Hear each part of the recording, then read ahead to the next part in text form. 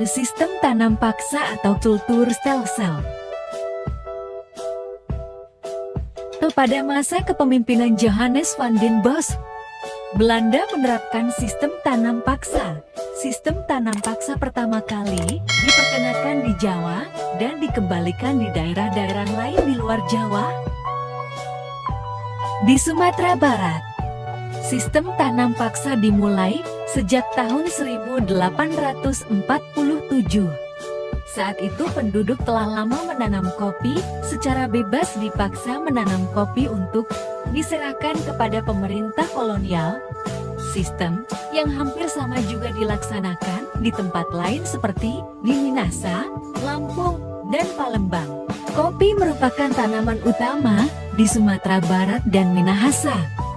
Adapun lada merupakan tanaman utama di Lampung dan Palembang.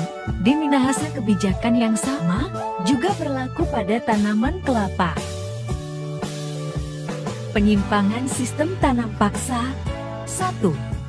Jatah tanah tanaman ekspor melebihi 1/5 tanah garap. 2. Rakyat lebih banyak waktunya untuk tanaman ekspor. 3. Rakyat yang tidak punya tanah harus bekerja melebihi 1/5 tahun.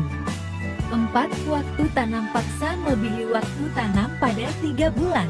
5. Kelebihan hasil panen tidak dikembalikan kepada rakyat. 6.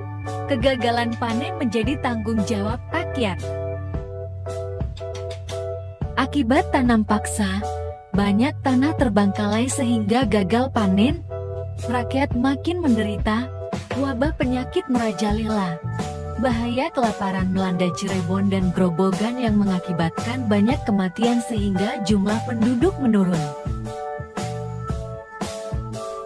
Tanam paksa diterapkan Belanda di Indonesia, ternyata mengakibatkan aksi penentangan. Berkat adanya kecaman dari berbagai pihak, akhirnya pemerintah Belanda menghapus tanam paksa secara bertahap. Salah satu tokoh Belanda yang menentang sistem tanam paksa adalah Douwes Dekker dengan nama samaran Multatuli. Dia menentang sistem tanam paksa dengan mengarang buku berjudul Max Havelaar.